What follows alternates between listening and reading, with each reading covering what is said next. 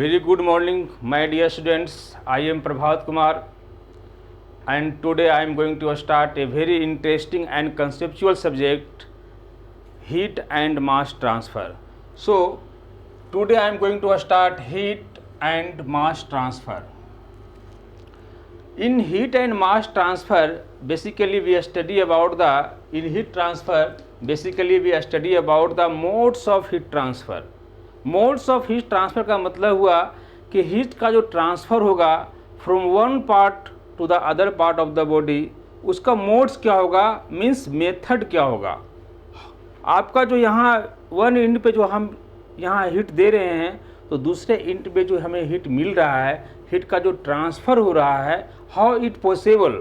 So what is the methods, कितने method से आपका हीट का ट्रांसफ़र हो रहा है from one part to the other part or one body to the other body. So modes of heat transfer के बारे में हम स्टडी करेंगे, conduction, convection and radiation, and then other part we also study about the mass transfer. So now हम इस सबसे पहले आपको सिलेबस के बारे में बताते हैं, and this syllabus is designed by Aryabhatta knowledge university. So content will be same for all the universities, और कोई भी इंजीनियरिंग कॉलेज के लिए आपका कंटेंट तो सेम रहेगा. So in first unit we discuss about the basic concepts and modes of heat transfer. जो आपका पहला यूनिट होगा उसमें हम डिस्कस करेंगे कि बेसिक कॉन्सेप्ट क्या है, आपका हीट ट्रांसफ़र का जो मोड है, कंडक्शन, कन्वेक्शन और रेडिएशन, इसके बारे में हम ब्रीफली स्टडी करेंगे in the first unit. But in the second one हम डिटेल में स्टडी करेंगे about the conduction, 3 modes of heat transfer. उसमें जो पहला जो आपका होगा वो होगा कंडक्शन, उसके बारे में हम स्टडी करेंगे इन कंडक्शन. तो इसमें जो हम स्टडी करेंगे general 3 dimensional heat conduction equation, very good, and 1 dimensional study heat conduction through composite plane, cylinder, sphere, critical radius of insulation. And third one we study about unsteady heat conduction, 1 dimensional unsteady heat conduction, lumped and Heschler chart. And fourth one extended surface, जिसको हम बोलते हैं fins.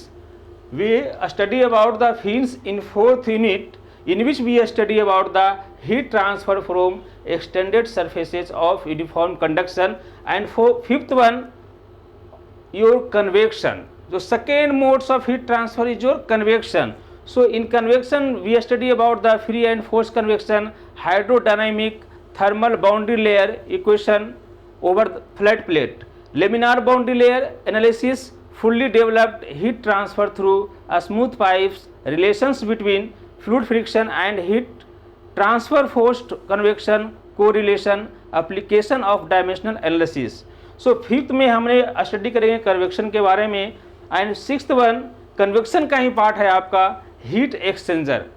Also we study about the heat exchanger in 6th unit, types of LMTD, effectiveness, NTU method, single and multipass. And 7th one आपका में जो 7th unit होगा उसमें हम स्टडी करेंगे third modes of heat transfer, that is your radiation. So in radiation we study about the physical mechanism, radiation properties, black body radiation, gray body, Kirchhoff's law, displacement law, view factor, radiation exchange between infinite plate, radiation shield. Very good. And last one, this is your mass transfer. जो heat transfer का मैंने आपको बताया ये 3 modes of heat transfer, conduction, convection and radiation. But this is your different part, mass transfer. सो 8 जो आपका unit होगा, 8 part जो होगा यूनिट का, उसमें मास ट्रांसफ़र होगा. And in mass transfer we study about the fix law, analogy between heat and mass transfer, diffusion, isothermal, evaporation of water. Very good. तो ये जो आपका सिलेबस है फ्रॉम 1 to 8 यूनिट, इसको हम स्टडी करेंगे. But today I am going to start first unit. This is your basic concept and modes of heat transfer. तो आज हम बिल्कुल फंडामेंटल आपको बताने जा रहे हैं. जो फर्स्ट यूनिट है basic concepts and modes of heat transfer. So very good. Now my dear students, सबसे पहले हम जानते हैं कि हीट ट्रांसफ़र क्या होता है। हीट ट्रांसफ़र के बारे में हम स्टडी करेंगे, व्हाट इज़ हीट ट्रांसफ़र। तो आप जब भी आप हीट ट्रांसफ़र के बारे में 5th सेमेस्टर में आपको पढ़ना है, हीट ट्रांसफ़र जब भी आप सुनते हैं तो आपके मन में एक क्वेश्चन उठता है। इसके पहले आपने थर्मोडायनेमिक्स का स्टडी कर चुके हैं इन 3rd सेमेस्टर। तो आपके मन में एक क्वेश्चन उठता है कि what is the heat transfer and the thermodynamics. Heat transfer और थर्मोडायनेमिक्स में क्या डिफरेंस है? Because thermodynamics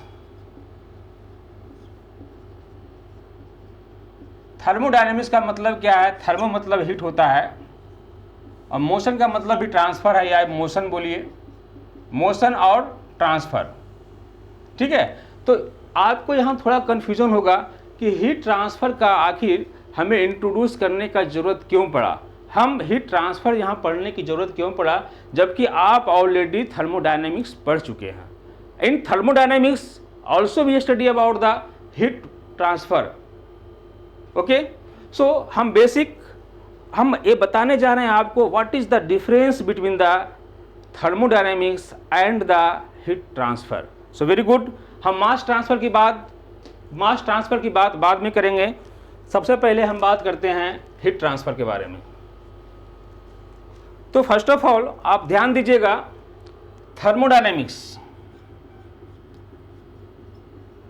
thermodynamics and this side is your heat transfer. This is your heat transfer.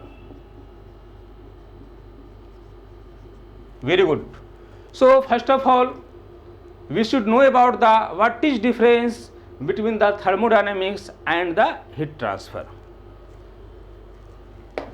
In thermodynamics we study about the also heat transfer. तो heat transfer के बारे में पढ़ेंगे। First point, in thermodynamics जो heat transfer के बारे में पढ़ते हैं वहाँ हम पढ़ते हैं how much amount heat is transfer. So here we study about the amount of heat transfer. Very good. जो हम थर्मोडायनेमिक्स में स्टडी करते हैं उसमें फर्स्ट पॉइंट हम स्टडी करते हैं अमाउंट ऑफ हीट ट्रांसफ़र, कितना अमाउंट आपका हीट ट्रांसफ़र हुआ। Very good. And second point also we study about the in thermodynamics how much work is transferred. So amount of work transfer, work transfer या work done बोलिए, amount of work done. Okay, and third point हम पढ़ते हैं, आप पढ़े होंगे इन 3rd semester में जो आप थर्मोडायनेमिक्स में स्टडी करते हैं, basically amount of heat transfer, कितना जूल हीट ट्रांसफ़र हो रहा है। एंड सेकेंड पॉइंट आप पढ़े होंगे how much amount of work done, means how much amount of the work done, आप सेकेंड पॉइंट में। एंड थर्ड पॉइंट आप पढ़े होंगे final state of the system, final state of the system. Very good. इसमें आप study किए होंगे कि आपका जो फाइनल स्टेट है, सिस्टम का जो फाइनल स्टेट है, मीन्स व्हाट, जो कंडीशन है उसमें टेम्परेचर क्या है, प्रेशर क्या है, वॉल्यूम क्या है, इसके बारे में आप पढ़े होंगे। सो 3 पॉइंट्स ऑलरेडी आप स्टडी कर चुके हैं इन 3rd सेमेस्टर। तो इसमें आप पढ़े होंगे अमाउंट ऑफ हीट ट्रांसफ़र, कितना अमाउंट ऑफ, हाउ मच, आप लिख सकते हैं हाउ मच अमाउंट, ठीक है, आप लिख सकते हैं how much amount of heat transfer. So we study about the amount of heat transfer, कितना आपका जूल जो है हीट ट्रांसफ़र हो रहा है। एंड सेकेंड में आप पढ़ेंगे अमाउंट ऑफ वर्क डन के बारे में, कितना वर्क डन आपका हुआ, आपका जो कन्वर्ट हो रहा है, how much work done. And third one पढ़ेंगे आप final state of the system, अगर आपका जो सिस्टम है तो उसका जो फाइनल स्टेट होगा तो उसका जो कंडीशन होगा उसमें आपका टेम्परेचर क्या है, प्रेशर क्या है, वॉल्यूम क्या होगा, उसके बारे में आप स्टडी करेंगे। But in the case of heat transfer how is difference from the thermodynamics. First point, how heat transfer. How means modes of heat transfer. Modes of heat transfer.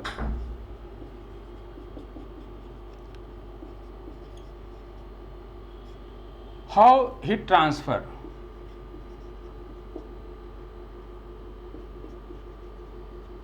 Means आपका heat transfer कैसे हो रहा है. आपने यहां पढ़ा था amount of heat transfer, but in the heat transfer इसमें आप स्टडी कर रहे हैं कि आपका जो हीट ट्रांसफर हो रहा है बॉडी के एक पार्ट से दूसरे पार्ट में वो कैसे हो रहा है, और from one body to other body में जो हमारा हीट का ट्रांसफर होगा वो कैसे होगा. Means modes of heat transfer, क्या मेथड है हीट ट्रांसफर का from one point two the another point. Very good.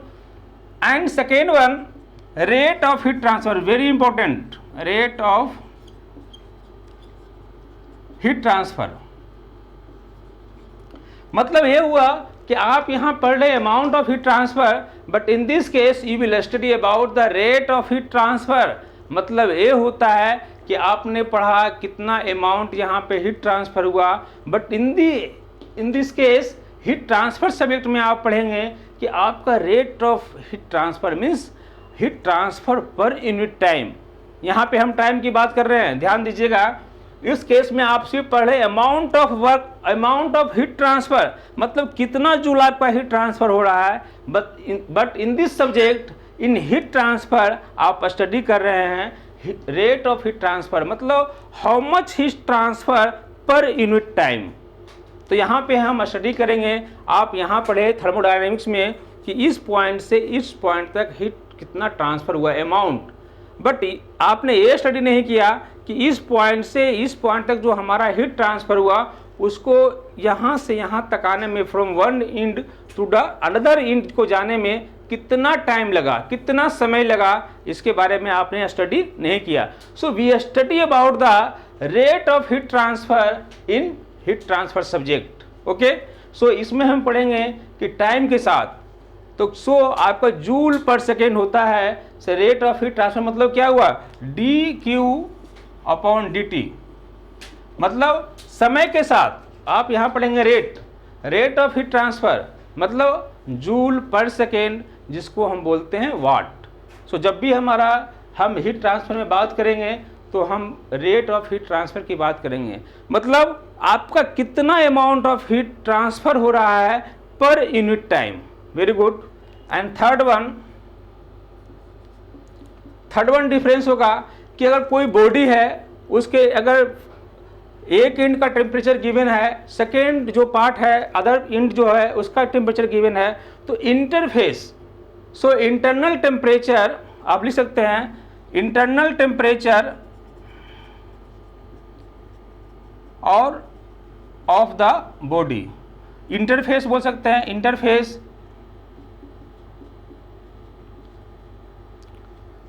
Temperature of the body. मतलब आप किसी पार्ट का, सपोज कीजिए आपके पास कोई एक बॉडी है, अगर आपका टेम्परेचर यहाँ T1 है, इस पॉइंट पे T2 है, तो इसके किसी भी पार्ट पे आप इनर साइड पे किसी भी पॉइंट पे आप टेम्परेचर फाइंड आउट कर सकते हैं. In the case of heat transfer के केस में अगर आपका टेम्परेचर गिवन है T1 and T2 from one end to the other end, तो आप किसी भी पार्ट के बॉडी के किसी भी पार्ट पे किसी भी लोकेशन पे आप टेम्परेचर फाइंड आउट कर सकते हैं. सो किसी भी इंटरफेस पे मान ले यहाँ पे कुछ भी इंट्रोड्यूस कीजिएगा तो इस फेस पे क्या होगा, यहाँ क्या होगा, तो आप इंटरफेस और internal temperature you can find out with the help of the heat transfer. So very good. आप समझ गए होंगे कि दोनों में बेसिक डिफरेंस क्या है, थर्मोडायनेमिक्स में एंड हीट ट्रांसफर में. Very good. नाउ आपको बताते हैं हीट क्या होता है. सबसे पहले आपको हीट ट्रांसफर में हीट के बारे में स्टडी करते हैं कि हीट क्या होता है एंड टेम्परेचर. सो हम बोल सकते हैं कि thermodynamics and the heat transfer both are the complementary subjects. क्या है, कॉम्प्लीमेंट्री सब्जेक्ट है. So we can say that thermodynamics and the heat transfer both are the complementary subjects. Okay, very good. Now what is heat. यहाँ हम पढ़ रहे हैं heat and mass transfer के बारे में, तो पहले हम पढ़ते हैं हीट क्या होता है. यहाँ हम डिस्कस कर रहे हैं ओनली हीट ट्रांसफर का, मास ट्रांसफर के बारे में हम बाद में बात करेंगे. सो आपका हीट ट्रांसफ़र के बारे में जो स्टडी कर रहे हैं, फर्स्ट ऑफ ऑल हीट क्या होता है इसके बारे में पढ़ेंगे। देखिए, तो आप ये भी डिफरेंस समझ लीजिए कि हीट क्या है और टेम्परेचर क्या है, क्योंकि दोनों जो है इंटरचेंजेबल वर्ड है। हीट जब हम स्टडी करेंगे हीट एंड मास ट्रांसफ़र में, तो हीट ट्रांसफ़र में जब हम स्टडी करेंगे आपको हमेशा आएगा हीट एंड टेम्परेचर। सो इस टेम्परेचर के बारे में भी आप जान लीजिए क्या होता है। तो आपको पता है इसका यूनिट क्या होता है, जूल होता है पहला। दूसरा इसका यूनिट क्या होता है, केल्विन लीजिए और पर डिग्री सेंटीग्रेड लीजिए। वेरी गुड, ये तो आपको समझ में आया। And heat is your extensive property. क्या है, एक्सटेंसिव प्रॉपर्टी है। And this one is your intensive property. Very good, आपको पता है कि आपका हीट जो है मास पे डिपेंड करेगा, बट टेम्परेचर मास पे डिपेंड नहीं करता है। सो temperature is independent from the mass. Okay, so this is your first one is your extensive property and second one is your intensive property. आप पढ़ेंगे फिजिकली, आप ऐसे भी आप डिफाइन करते हैं टेम्परेचर को। तो टेम्परेचर को आप डिफाइन करते हैं द डिग्री ऑफ हॉटनेस और कोल्डनेस, जो आप कन्वेंशनली आप पढ़ते आ रहे हैं। बट यहाँ पे पढ़े होंगे heat is a form of energy which transit from the hotter body to colder body. Okay, तो ये जो आपको होगा हीट जो होगा, heat is a form of energy which transit from the hotter to colder body. And temperature is nothing but the degree of hotness और coldness.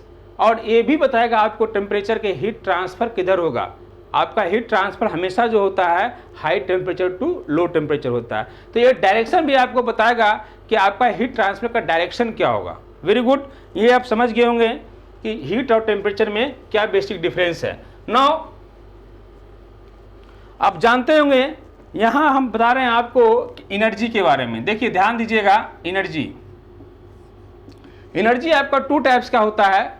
एक आपका स्टोर्ड एनर्जी होता है, stored energy, and second one is your transit energy. Transit energy जिसका इसमें जो आपका example, जैसे मान लिया काइनेटिक एनर्जी है, पोटेंशियल एनर्जी है, these are the examples of stored energy. But in the case of transit energy जो होता है, इसमें आप पढ़े होंगे आपका जो हीट होगा, फॉर एग्जांपल हीट हो गया, वर्क हो गया, both are the example of transit energy. So if the energy transit due to the temperature difference, ध्यान दीजिएगा मैं क्या बोल रहा हूं, the energy transit due to the temperature difference is called the heat transfer, is called the heat transfer। उसी के बारे में हम स्टडी करते हैं सब्जेक्ट में। अगर आपका ये ट्रांजिट एनर्जी है, अगर एनर्जी का transfer, if energy transit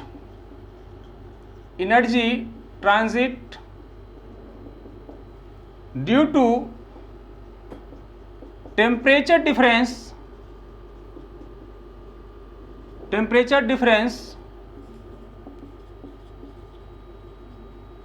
is called heat transfer, is called heat transfer। Very good, आप बिल्कुल सही समझ रहे हैं। जो आपका एनर्जी का जो ट्रांसफ़र होगा, एनर्जी ट्रांजिट होगा due to temperature difference is called the heat transfer. और बाकी जो भी मोड से आपका एनर्जी का ट्रांजिट होगा उसको हम वर्क डन बोलेंगे। लेकिन अगर एनर्जी का ट्रांजिट हो रहा है, energy transit due to temperature difference is called the heat transfer. But जो अदर मेथड से आपका एनर्जी का ट्रांसफ़र होगा उसको बोलेंगे हम वर्क डन होगा आपका। सो इसको ध्यान रखना है, तो आपको ये समझ में आ गया होगा। वेरी गुड, जो आपको मैंने बताया एनर्जी क्या होता है, टू टाइप्स का, एक स्टोर्ड एनर्जी, दूसरा ट्रांजिट एनर्जी। तो heat and work both are the parts of the transit energy. So if the energy transit due to the temperature difference, अगर टेम्परेचर डिफरेंस की वजह से आपका एनर्जी का ट्रांसफ़र हो रहा है, ट्रांजिट हो रहा है, तो उसको हम बोलते हैं हीट ट्रांसफ़र। उसी सब्जेक्ट के बारे में हम आगे स्टडी करेंगे। नाउ मैंने आपको बताया था मोड्स ऑफ हीट ट्रांसफ़र, जिसमें मैंने आपको बताया 3 modes of heat transfer. Means how much methods are possible to heat transfer from one part to the other part of body और one body to the other body. So suppose आप मान लीजिए एक system 1 है, this is your system 1 and this is your system 2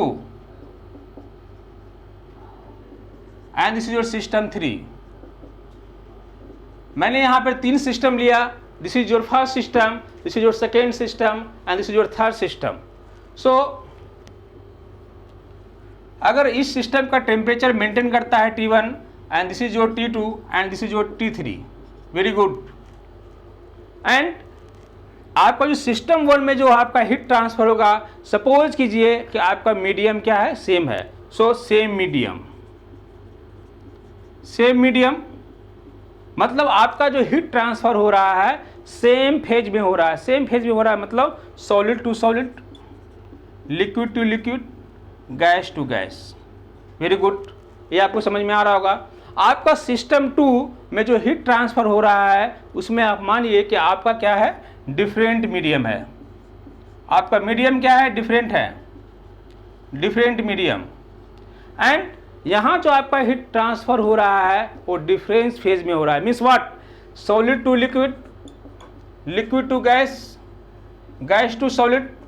so in system 2 जो heat का transfer हो रहा है वो डिफरेंट मीडियम में हो रहा है, मतलब आपका यहाँ पे डिफरेंट फेज है। Means solid to liquid, liquid to gas, gas to solid.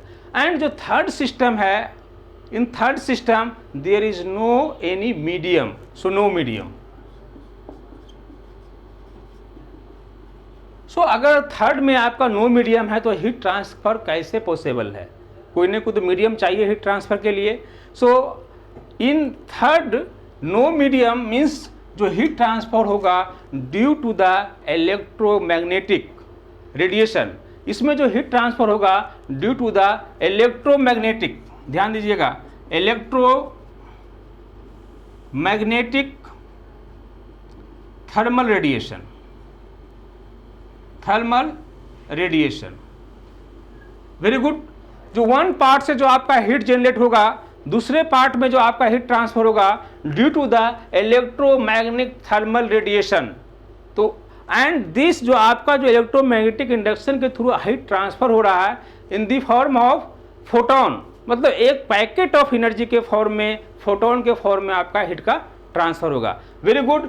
तो ये जो सिस्टम 1 है, ध्यान दीजिएगा मैंने यहाँ पे डिफ्रेंशिएट किया है 3 system, system 1, system 2 and system 3। So system 1, जो सिस्टम 1 होगा इस सिस्टम 1 को हम बोलते हैं conduction, this is your conduction, यही आपका क्या है, कंडक्शन है। ध्यान दीजिएगा जो 3 मोड्स ऑफ हीट ट्रांसफर में बोल रहा हूँ, इन the case of the system 1 जो हीट ट्रांसफर होगा उसको हम बोलेंगे कंडक्शन एंड सेकेंड वन को बोलेंगे convection, this is your convection and third one is your radiation. So third one is your radiation. So आपने देखा यहाँ पर तो 3 modes of heat transfer, first one is your conduction, second one your convection and third one your radiation. तो आपको easily समझ में आ रहा होगा जो हीट ट्रांसफर का 3 मोड्स है उसका क्या मतलब है। Now I am going to discuss about the conduction. हम यहाँ ब्रीफली स्टडी करेंगे, आपका इंट्रोडक्शन क्लास है फर्स्ट वन। सो यहाँ पे स्टडी करेंगे कंडक्शन क्या होता है, कन्वेक्शन एंड रेडिएशन में बेसिकली डिफरेंस क्या है, very good. So now I am going to start about the conduction. Conduction क्या होता है, देखिए एक कंडक्शन में क्या होगा, ध्यान दीजिएगा। मान लीजिए कोई एक सोर्स है, आपका कोई एक सोर्स है जो हीट प्रोवाइड कर रहा है और इसका टेम्परेचर क्या है, T1 है। ये आपको यहाँ पे एक सॉलिड, यहाँ पे आप एक कोई सॉलिड बार ले लीजिए, दिस इज योर सॉलिड बार, ये आपका कोई सॉलिड बार है, वेरी गुड, जिसका टेम्परेचर क्या है, T2 है, वेरी गुड। आपका यहाँ पे सोर्स है जो इसका टेम्परेचर कितना मेंटेन कर रहा है, T1 and this is your any solid bar and maintain temperature how much, T2। So heat का जो ट्रांसफर होगा, मैंने बताया हीट का जो ट्रांसफर होता है from higher temperature to lower temperature. You know very well about the second law of thermodynamics, second law of thermodynamics state से ही करता है कि जब भी हीट का ट्रांसफर होगा वो हमेशा higher temperature to lower temperature होगा। Very good. सो यहाँ पे आपका हीट ट्रांसफर होगा means T1 is greater than T2। आपका T1 is always greater than T2, so heat transfer is possible. यहाँ से मान लीजिए आपका हीट ट्रांसफर हो रहा है, आपका यहाँ से हीट ट्रांसफर हो रहा है, आपका हीट ट्रांसफर यहाँ से हो रहा है। Very good. मान लीजिए इस पार्ट पे आपका हीट ट्रांसफर हुआ, आपका हीट ट्रांसफर हो रहा है सोर्स टू सॉलिड। ध्यान दीजिएगा, आपका जो हीट ट्रांसफर हो रहा है सोर्स टू सॉलिड हो रहा है, ठीक है। तो जैसे ही ए फ्रॉम सोर्स से सॉलिड की तरफ हीट ट्रांसफर होगा तो इस पार्ट पे ध्यान दीजिएगा, यहाँ पर क्या होगा, यहाँ पे जो मोलिक्यूल होगा, यहाँ पे जो मोलिक्यूल्स अवेलेबल है वो क्या होगा, वो आपका एक्साइटेड स्टेट में आएगा। वहाँ पे आपका एनर्जी क्या हो रहा है, यहाँ पे एनर्जी आपका यहाँ पे आपका जो एनर्जी होगा इस पॉइंट पे ध्यान दीजिएगा, इस पॉइंट पे जो एनर्जी होगा इसको हीट मिल रहा है, एनर्जी इस पॉइंट पे बढ़ रहा है। जब इस पॉइंट पे एनर्जी बढ़ेगा, मोलिक्यूल्स का एनर्जी बढ़ेगा, तो ये चाहता है कि जो उसके कॉन्टैक्ट में जो मोलिक्यूल्स है उसको ट्रांसफर करे। बट ये आपका क्या है, सॉलिड है, ये आपका सॉलिड है, इसका बॉन्ड क्या है, काफ़ी स्ट्रॉन्ग है। सो सॉलिड में जब आप धीरे धीरे आफ्टर सम टाइम आप देखे होंगे, जब इस पार्ट को हम हीट कर रहे हैं, आप जब इस पार्ट को हीट कर रहे हैं तो धीरे धीरे क्या होगा, इस एंड से इस एंड तक आपका हीट का ट्रांसफ़र हो जाएगा। तो यहाँ जो हीट का ट्रांसफ़र होगा, यहाँ आपका जो मोलिक्यूल्स है ये आपको हीट ट्रांसफ़र कर रहा है। तो जो व्हाट इज़ द मैकेनिज्म, तो यहाँ पे क्या मैकेनिज्म है हीट ट्रांसफ़र का, इस पॉइंट से इस सॉलिड, आपका इस सॉलिड पार्ट है देखिएगा, तो इस सॉलिड बार से जो आपका एक एंड से दूसरे एंड तक हीट ट्रांसफ़र हो रहा है वो कैसे हो रहा है, what is the mechanism behind this, क्या मैकेनिज्म है कि एक पार्ट से दूसरे पार्ट तक आपका हीट ट्रांसफ़र हो रहा है। सो फर्स्ट वन जो हीट ट्रांसफ़र होगा वो आपका होगा due to free electrons and second one जो आपका हीट ट्रांसफ़र होगा उसका जो मैकेनिज्म होगा आपका lattice vibration.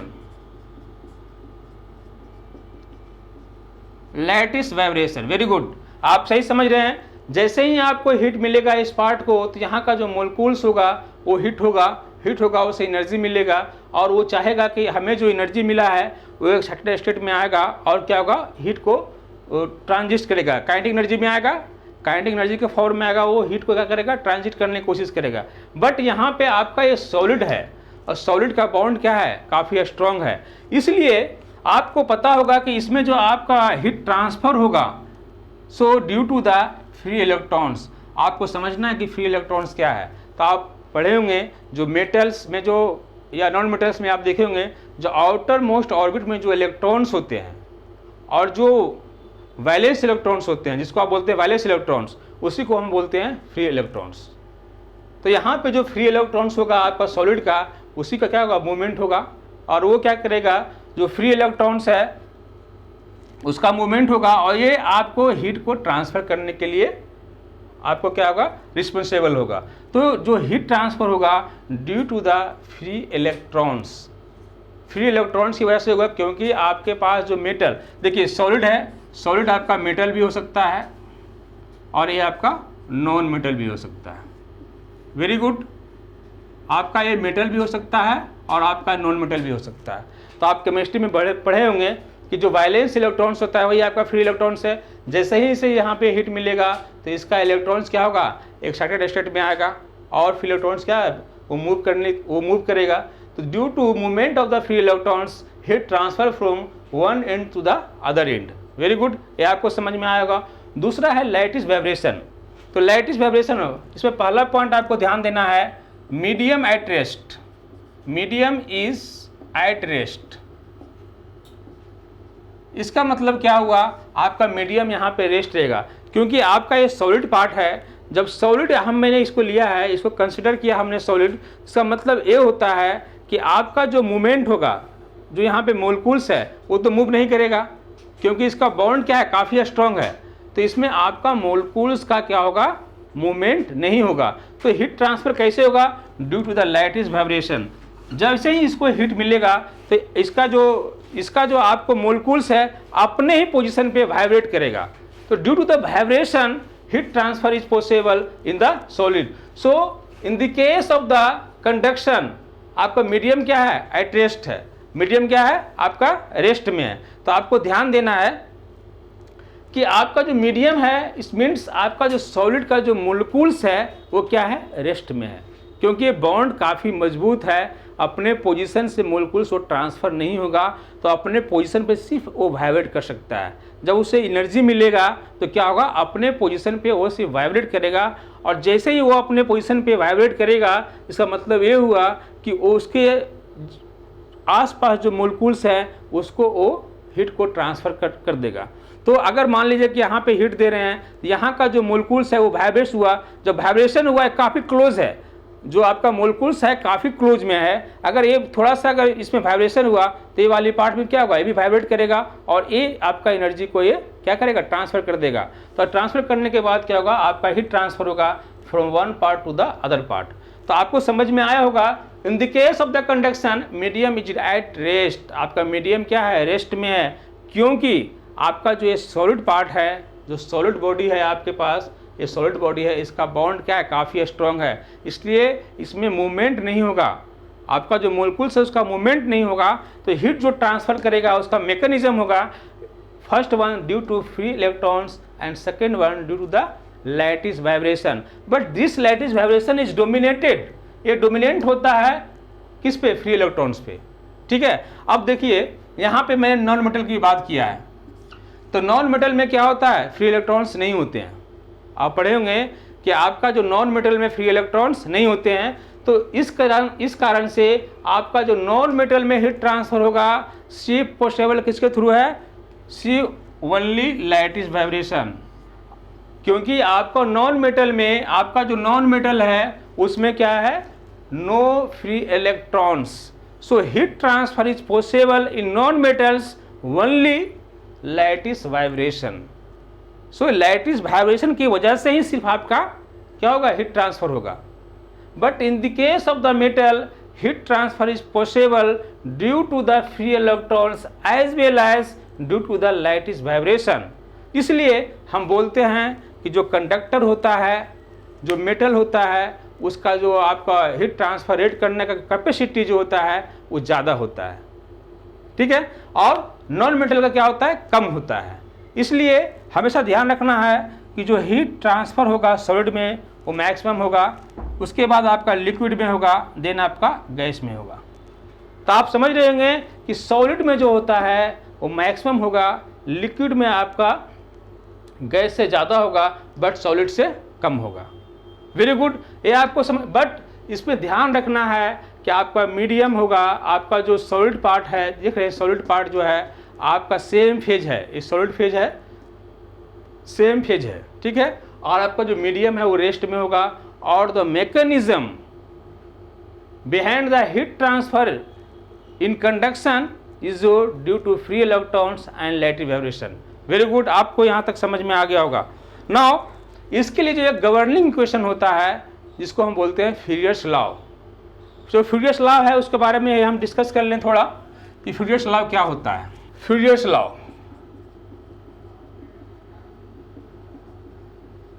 फ्यूरियर्स law states that the temperature gradient, यहाँ पे ध्यान दीजिएगा, मैं बोल रहा हूँ टेम्परेचर ग्रेडियंट मतलब dt/dx।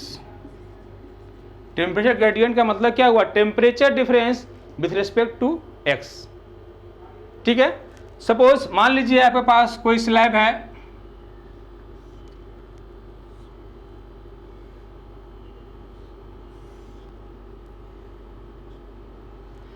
x = 0 and x = L, इसको आप एक्सिस पे भी शो कर सकते हैं।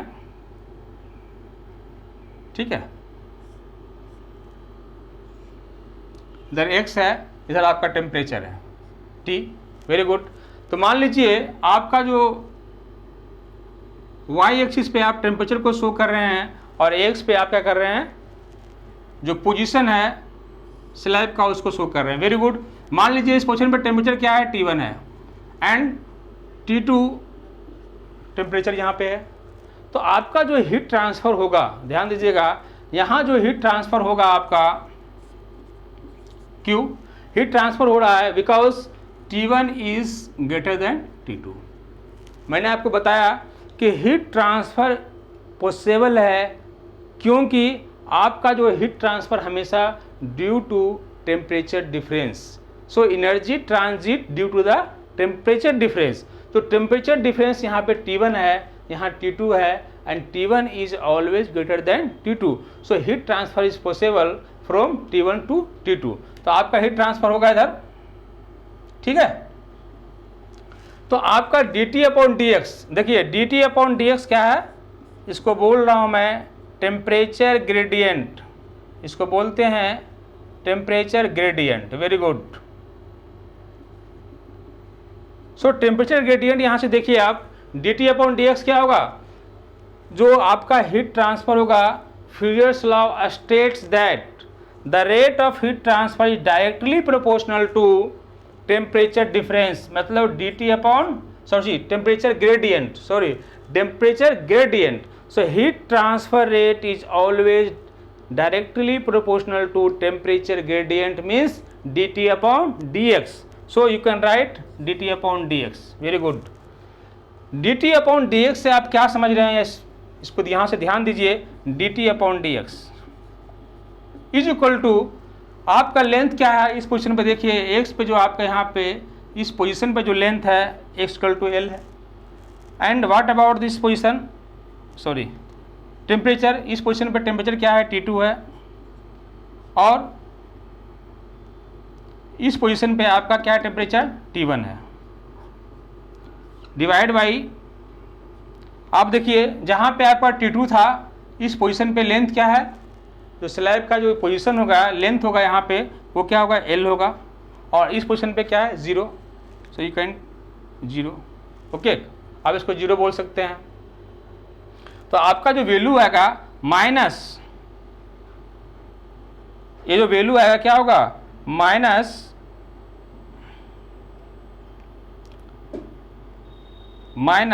dt अपॉन dx हो जाएगा, और इसको बोल सकते हैं आप T2 minus T1 upon L, ठीक है। T2 अपॉन, देखिए यहाँ पे ध्यान दीजिएगा, T2 minus T1, T2 minus T1 क्या होगा, आपको मैंने यहाँ कंडीशन बताया T1 is always greater than T2। So T2 minus T1 क्या होगा, निगेटिव होगा। ध्यान देना है, जो आपको वैल्यू मिला यहाँ पे, जो भी वैल्यू मिलेगा वो क्या मिलेगा, निगेटिव में मिलेगा।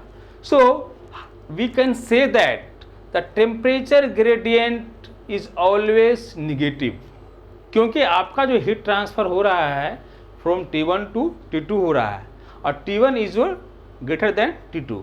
सो आपको जो वैल्यू मिलेगा T2 minus T1 upon L, and this one T2 minus T1 is negative because T1 is greater than T2। So आपको क्या मिलेगा, ये नेगेटिव मिलेगा। So we can say that the temperature gradient is always negative.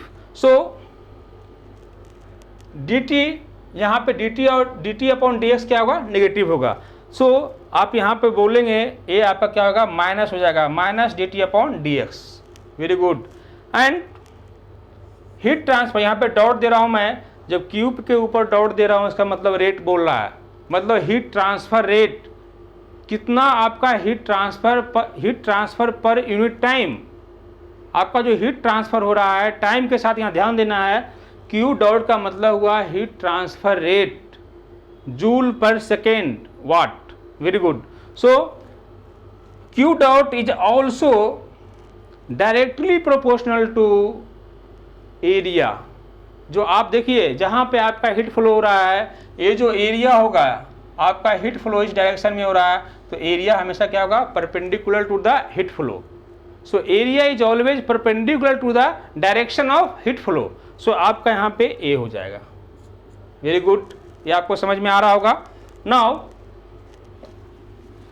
Furious law में आप दोनों combine कीजिएगा, dt upon dx, और इधर क्या होगा, एरिया होगा, ये आपका नेगेटिव होगा, क्योंकि dt upon dx temperature gradient is always negative.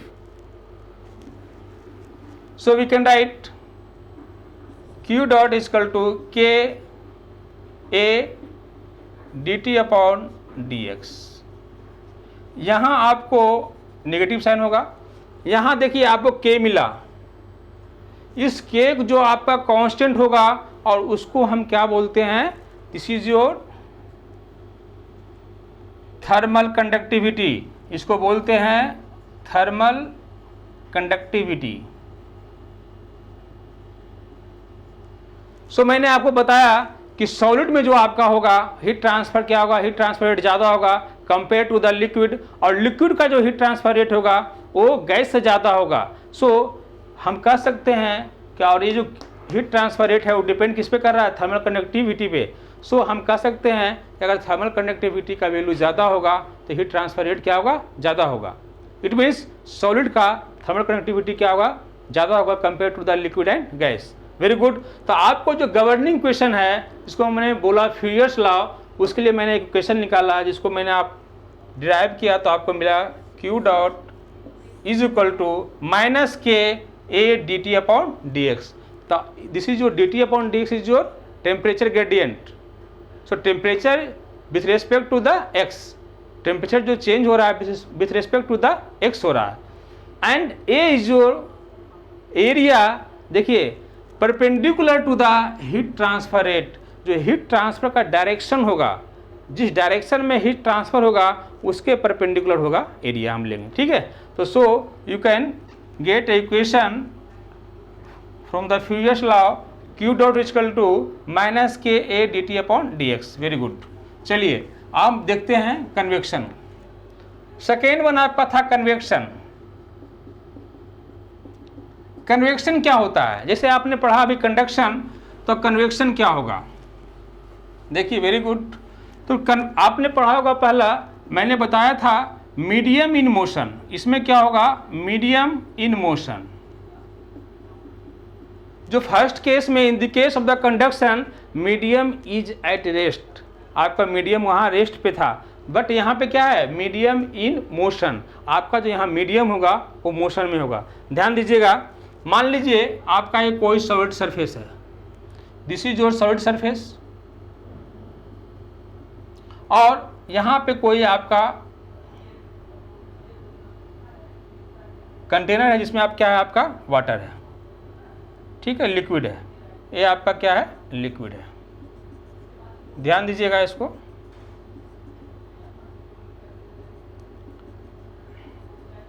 अब ये आपका सॉलिड है, दिस इज योर इंटरफेस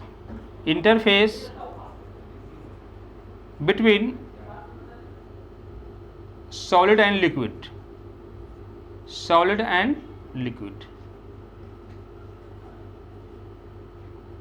ठीक है।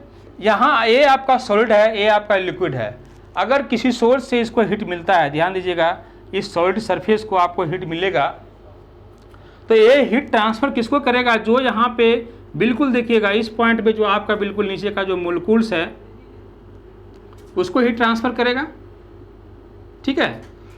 जब इस मोलिक्यूल्स को हीट मिलेगा, इसका मतलब हुआ कि ये जो यहाँ पे मोलिक्यूल्स है, यहाँ पे बॉन्ड क्या है, जैसे सॉलिड में क्या था, काफ़ी स्ट्रॉन्ग बॉन्ड था, इस लिक्विड में क्या है, आपका स्ट्रॉन्ग बॉन्ड नहीं है। इसलिए जब मोलिक्यूल्स को हीट मिलेगा तो क्या होगा, वो काइनेटिक एनर्जी में उसको काइनेटिक एनर्जी मिलेगा, और वो क्या होगा, दूसरे मोलिक्यूल्स को काइनेटिक एनर्जी क्या करेगा, ट्रांसफर कर देगा। एंड सिमिलरली जो अगला जो मोलिक्यूल्स आपका है वो दूसरे को ट्रांसफर करेगा, ठीक है ना। तो इस तरह से आपका यहाँ पे क्या होगा, आपका यहाँ पे कोलिजन होगा, ठीक है ना, मोलिक्यूल्स का क्या होगा, ट्रांसफर करेगा अपना काइनेटिक एनर्जी। इस तरह से आपका heat transfer from bottom to upper होगा। तो आपका हीट ट्रांसफर हो रहा है। बट इस केस में एक और बात है कि अगर आपका इन the case of the convection यहाँ पे मोलिक्यूल्स का क्या हो रहा है, को काइनेटिक एनर्जी के थ्रू आपका हीट ट्रांसफर हो रहा है। बट यहाँ पे डेंसिटी डिफरेंस, जैसे ही आप इसको पानी आपका मान लीजिए आप किसी बर्तन में पानी गर्म कर रहे हैं तो आपका उसमें क्या होता है, डेंसिटी डिफरेंस भी होगा, क्योंकि आपका यहाँ पे हीट ट्रांसफर होगा मोलिक्यूल्स का, बिल्कुल जो नीचे का पोर्शन है, ये जो मोलिक्यूल्स है उसको हीट मिलेगा, और हीट मिलने के बाद क्या होगा, वो ड्यू टू काइनेटिक एनर्जी वो दूसरे को ट्रांसफर करेगा एनर्जी, फिर थर्ड वन फोर्थ को ट्रांसफर करेगा। सिमिलरली आपका जो हीट का ट्रांसफर होगा from bottom to upper portion, ठीक है। एंड हीट ट्रांसफर आपका क्या होगा, जब हम पानी को गर्म करते हैं किसी बर्तन में तो वहाँ पे क्या होगा, डेंसिटी भी वहाँ पे डिफरेंस होगा। तो दो बातें होगी इसमें, आपका डेंसिटी जो कन्वेक्शन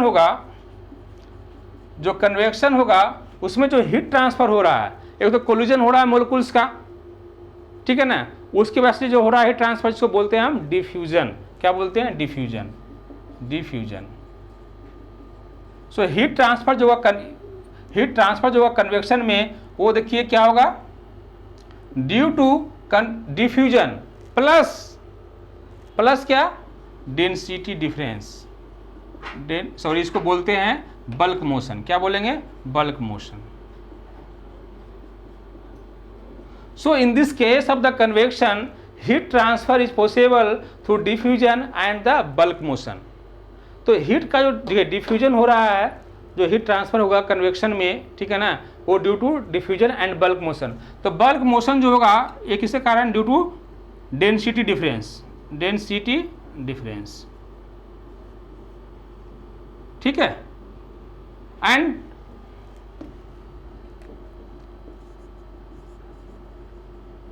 आपका जो दूसरा पार्ट होगा इसमें, बल्क मोशन दूसरा टाइप होगा, वो होगा या आपका जो फ्लूइड का मोशन है, ठीक है ना, तो फ्लूइड का मोशन ऐसा भी हो सकता है, आप पंप यूज़ कर सकते हैं, कंप्रेसर यूज़ कर सकते हैं। तो अगर आप कंप्रेसर या पंप कोई एक्सटर्नल एजेंसी का यूज़ करके, फोर्स करके आप अगर फ्लूइड का मोशन को बढ़ाते हैं, ठीक है ना, तो फोर्स्ड, एक्सटर्नल बोलिए, एक्सटर्नल फोर्स बोलिए आप इसको, एक्सटर्नल फोर्स। तो आप जो है फ्लूइड का मोशन किसी एक्सटर्नल एजेंसी के थ्रू, सपोज मान लीजिए एक्सटर्नल जो आपका फोर्स देना है, तो आप कंप्रेसर यूज़ कर सकते हैं, पंप यूज़ कर सकते हैं। सो आपका यहाँ पे जो कन्वेक्शन हो रहा है ड्यू टू डिफ्यूजन, क्योंकि यहाँ जो मोलिक्यूल्स है उसको क्या मिलेगा, यहाँ पे जैसे ही हीट मिलेगा वो क्या होगा, उसका काइनेटिक एनर्जी बढ़ेगा, और ड्यू टू काइनेटिक एनर्जी वो क्या करेगा, दूसरे मोलिक्यूल को ट्रांसफ़र करेगा इन सच ए वे दैट कि आपका क्या होगा, heat transfer from bottom to upper portion होगा। और ड्यू टू आपका क्या होगा, डेंसिटी भी यहाँ पे क्या है, ड्यू टू डेंसिटी डिफरेंस आपका क्या होगा, अब देखो पानी जो बॉयल करता है, आफ्टर सम टाइम आपका पानी बॉयल करता है, तो यहाँ लिटिल बिट आपका कंडक्शन भी होता है। जब भी कन्वेक्शन होगा तो वहाँ कंडक्शन भी होता है, ठीक है ना। तो आपको ध्यान रखना है कि आप जब भी आपका कन्वेक्शन होगा तो कन्वेक्शन होगा due to the diffusion plus bulk motion. अब बल्क मोशन जो होता है टू टाइप्स का, ये तो due to the density difference, and second one is your external force की वजह से होगा। Very good. Now we use a governing equation for the convection is called the Newton's cooling law. Newton's cooling law, ठीक है, इसको ध्यान देना है। अच्छा, एक बात और मैं आपको बताना भूल गया, जो कंडक्शन में होता है उससे कुछ एजप्शंस होते हैं।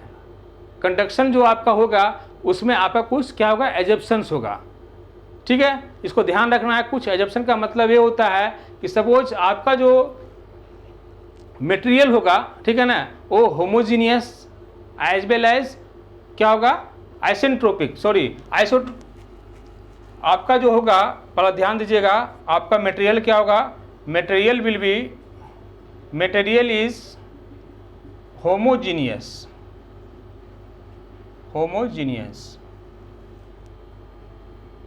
और एंड आइसोट्रोपिक,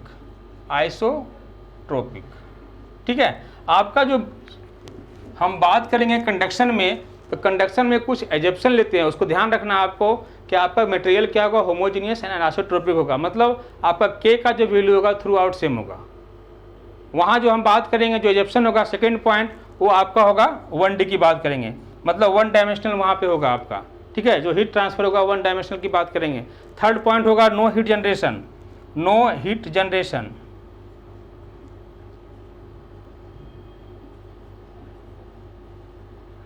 मतलब आपका इंटरनल किसी टाइप का जो है हीट जनरेशन नहीं होगा, ठीक है ना, इंटरनल हीट जनरेशन नहीं होगा। मान लीजिए हीट ट्रांसफर हो रहा है from one part to other part, तो बीच में किसी टाइप से आपका मान लीजिए कंडक्टर के थ्रू या किसी के थ्रू आपका हीट जनरेशन नहीं होगा। So there is no internal heat generation,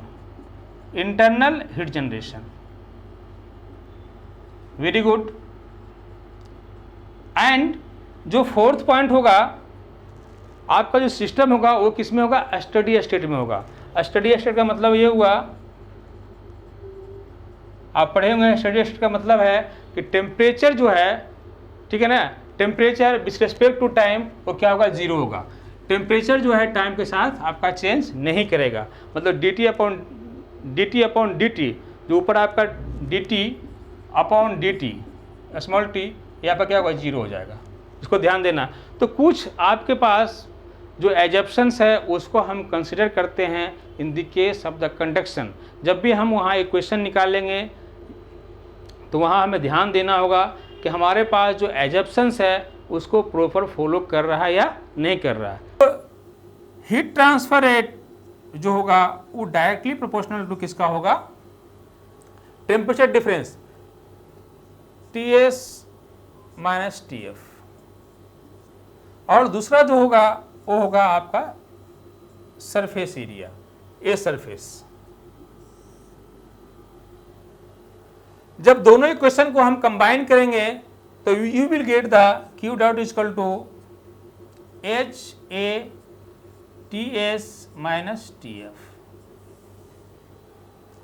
ये जो एच आपका आया है, एच इज योर कांस्टेंट, और इसे बोलते हैं heat transfer coefficient. Heat transfer coefficient, heat transfer coefficient. जैसे मैंने आपको बताया थर्मल रेजिस्टेंस के बारे में कंडक्शन के लिए, सिमिलरली यहां भी अप्लाई होगा, क्योंकि आप इसको लिख सकते हैं Q dash is equal to Ts minus Tf upon 1/HA। 1/HA जहां जो होगा इसी को हम क्या बोलेंगे, इसी को हम बोलेंगे रेजिस्टेंस। जो कन्वेक्शन के केस में जो रेजिस्टेंस होगा, थर्मल रेजिस्टेंस, वो क्या होगा, 1/HA। तो यहाँ जो आपका कन्वेक्शन के केस में थर्मल जो रेजिस्टेंस होगा उसको बोलेंगे 1/HA। इसको आपको ध्यान देना है।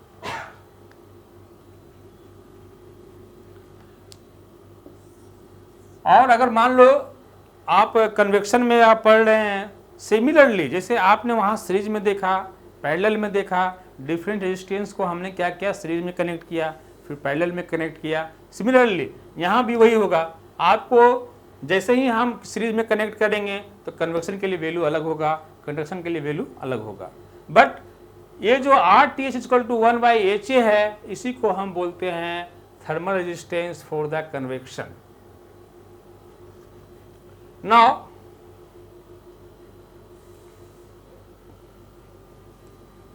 इसका यूनिट भी आप डिफाइन कर सकते हैं। यूनिट क्या होगा, एज का जो यूनिट होगा, आपका एज का यूनिट यहां निकालना पड़ेगा। तो क्या होगा, एज का यूनिट क्या करेंगे आप, एच इक्वल टू, जिसको आप बोल रहे हैं heat transfer coefficient, is equal to Q upon A Ts minus Tf। ध्यान देना है Q का वैल्यू क्या होगा, वाट में होगा, A क्या है, मीटर स्क्वायर, और टेम्परेचर क्या है, डिग्री सेंटीग्रेड।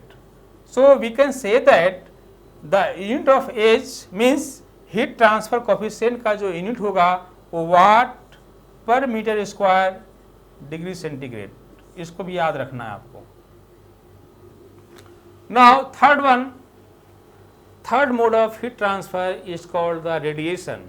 मैंने आपको पहले बताया, तो थर्ड पार्ट हमारा होगा वो क्या होगा, रेडिएशन। तो आप रेडिएशन को समझिए, रेडिएशन क्या होता है। Radiation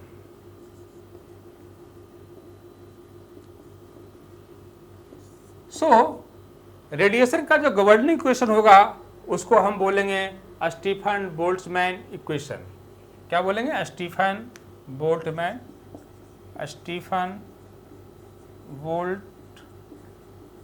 equation. इसके हेल्प से हम गवर्निंग इक्वेशन निकालेंगे for the radiation. Stefan Boltzmann states that the emissive power is directly proportional to emissive power of black body is directly proportional to power of temperature 4। कितना, 4।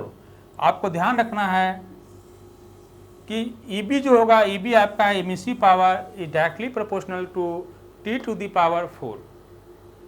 So Stephen Boltzmann states that the emissive power of the black body is directly proportional to the temperature to the power 4.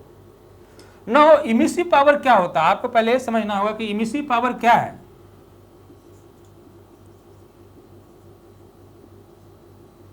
emissive power, this is your thermal radiation per unit area per unit time is called the emissive power। और इस emissive power को हम E से denote कर रहे हैं, इसका unit क्या होगा, जूल पर metre square second. Thermal radiation किसी सरफेस से जो हमारा होगा, जब वो सरफेस को लीव करेगा तो उसको क्या हम बोलेंगे, thermal radiation per unit area per unit time is called the emissive power for the black body. अब एक यहाँ पे ब्लैक बॉडी आ रहा है, ब्लैक बॉडी के बारे में आप क्या जानते हैं, तो ब्लैक बॉडी क्या होता है कि यह एक आपका हाइपोथेटिकल बॉडी है। इसमें क्या होगा, जितना वो रेडिएशन को एब्जॉर्ब करेगा उतना ही वो हीट को इमिट भी करने की क्षमता रखता है। कौन, ब्लैक बॉडी। सो और सेकेंड वन जो आपका यहाँ पे आएगा एक टर्म जिसको बोलेंगे इमिसिविटी।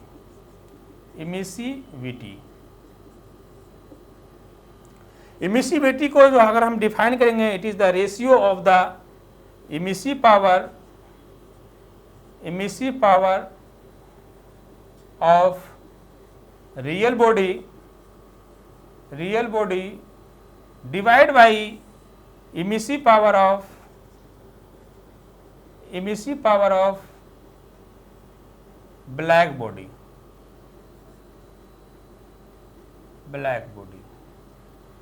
आपने यहां देखा emissive power of black body is directly proportional to temperature to the power 4। आप इसको अगर सोल्व करेंगे तो EB इक्वल टू होगा आपका सिग्मा T4। इस सिग्मा को हम बोलते हैं स्टीफन बोल्ट्जमैन कांस्टेंट, और इसका वैल्यू जो होता है वो 5.67 × 10⁻⁻8 वाट पर मीटर स्क्वायर K4। इसको भी याद रखना है आपको। जो स्टीफन बोल्ट्जमैन कांस्टेंट का जो वैल्यू होगा वो होगा 5.67 × 10⁻⁻8 वाट पर मीटर स्क्वायर K4। सो आपने यहाँ देखा रेडिएशन के बारे में, और रेडिएशन का जो गवर्निंग इक्वेशन है उसको भी आपने देखा स्टीफन बोल्ट्जमैन के हेल्प से।